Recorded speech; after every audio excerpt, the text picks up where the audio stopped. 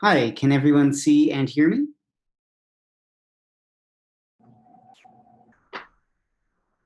Hello?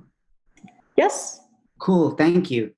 Okay, small correction. I am actually going to be talking tonight about how we can use zine making to improve reporting practices on the occupied Himalayan territory of Kashmir. Um, so before I launch into it, I just want to take this moment to introduce this piece of art that was contributed by my co-creator, Kashmiri political cartoonist Mir Suhail, who whose work was invaluable to this process, but I also want to use it to cue the fact that we're going to be talking about violence tonight, because the Indian state and army get away with a lot of it in Kashmir, and that includes torture and sexual violence. Uh, so, with that heads up, I'm going to go into in 2018. I did my first reporting project that related to Kashmir following the transnational outcry of regarding the death of 8-year-old Kashmiri Muslim Asifa Bano, who was abducted, tortured, raped, and then murdered by Hindu extremists who were trying to intimidate her community into leaving an area they'd settled in. Now, this replicated a pattern of violent entitlement by Indians to Kashmiri land, and when I spoke to my sources for this piece, one of the things that they mentioned time and again was that media often didn't cover Kashmir until they got a sensationalizable story like this one. And also that Kashmiris aren't just passive recipients of this violence, there's also resistance that's going on there. But going into the background, so Jammu and Kashmir refers to part of a wider territory that's occupied. It is occupied by India, and it has been described as the world's most militarized zone.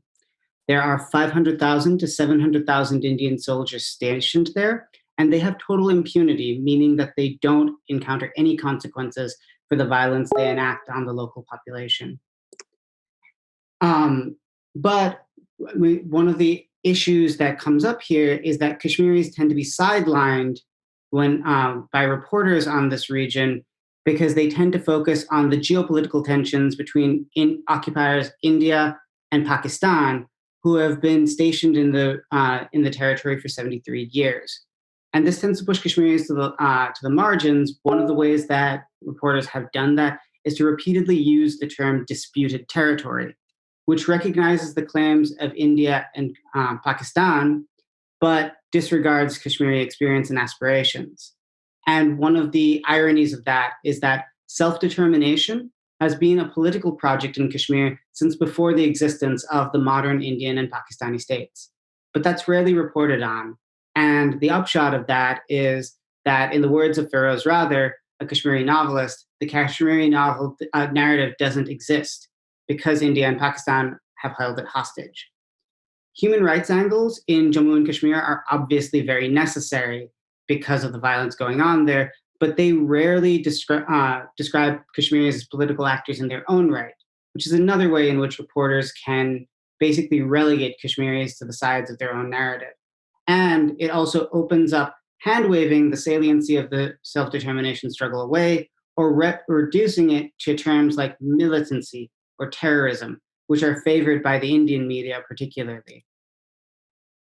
Or to put it a different way, as Hafsa Kanjwal, a Kashmiri historian in one of my sources, put it, most Kashmiris actually just want liberation from India, which in context of today's politics could mean independence. It could mean joining either India or Pakistan on a consensual basis, but that autonomy, that ability to choose, isn't recognized by either occupier.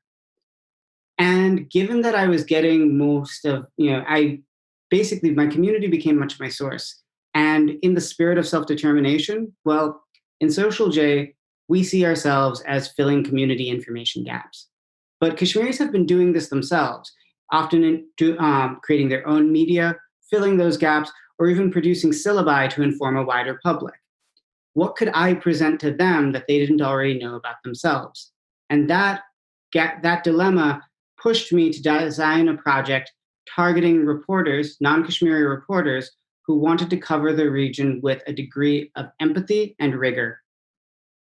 So what I've done up to now, in August 2019, when New Delhi asserted direct control of Jammu and Kashmir, I reported on the transnational outcry, especially as India enacted the longest internet blockade in the history of a democratic nation. And that obviously impacted reporting on the ground in Kashmir, really cutting off narratives reaching the outside world. Over the summer, I built upon that by joining with tech incubator We Be Imagining for a podcast episode in which we interviewed Hafsa Kanjwal and Mohammed Junaid, a Kashmiri sociologist, about everyday practices of political resistance on the ground in Jammu and Kashmir. And that set the stage for me to explore zine making as an engagement project. I was very lucky to meet Mir Suhail in early 2020 when he was relocating from Jammu and Kashmir to New York. As an artist, as a political cartoonist, a member of the press, and a Kashmiri, Mir Suhail has experienced death threats, surveillance, and lots of other forms of state repression that informed the main narrative of our zine. And what we intended to do by pairing it with a survey project was reach reporters and have them sort of, through a survey and reflection process, disclose data about their implicit biases when it came to reporting on the region. And from that, we got the idea that we could produce a reporting project that might even be useful and relevant to Kashmiris, as they could use the data we gathered by the survey to vet whether or not they wanted to engage with members of the media or newsrooms. In terms of the zine making process, Mir Suhail's experience and artistic expertise really drove our storyboarding. And one of my more direct contributions was adding reporting sections at the beginning and end of the zine that I describe as agency-driven, because they focus on the Kashmiri call for self-determination and Kashmiri politics more so than the geopolitical ambitions of India and Pakistan. We have anchored that zine to a platform called Issue. You can reach it at this bit.ly address that I will drop in the chat afterwards. And it's, as of December 6th, it has reached 86 people, some of which are Newmark journalism students, and I'll get into that in a second. We have 96 impressions and an average read time of 11 minutes. This is a preview of what it looks like on Issue on the platform. And now to get into our survey. As I go into this, I just want to explain that this wasn't just a data gathering project. What I wanted to do was push participating journalists to reflect on how they vested certain authority in certain sources and not others. Basically, I was asking them, how do you balance the authority that you might attribute to states, governments, and armies with the experiences of survivors or activists on the ground or in the Kashmiri diaspora? In terms of our metrics, so I got together a group of 16 Newmark J volunteers, some of whom came from the social journalism program, and others that came from the international reporting concentration. 11 of them became recipients.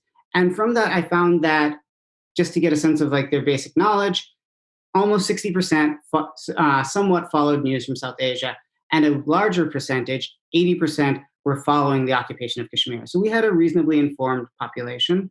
And one of my driving questions here was the pairing of my reporting and Mir Suhail's illustration, one, going to inform them, and two, get them to engage in the kind of critical relationship to sourcing that I mentioned earlier. And I should say, there were no right answers in that survey, right?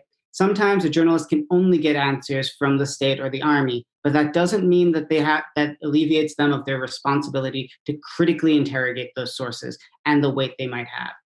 Now, as for the metrics, 64% almost found the illustrations aided their understanding of the issue, and nearly 73% started engaging in the kind of critical thinking I was talking about. And there's much more to say about the metrics. If you check out my Medium post, which will be dropping tomorrow, you will find what the metrics have to say about fact-checking, reporting, and the role of empathy in journalism.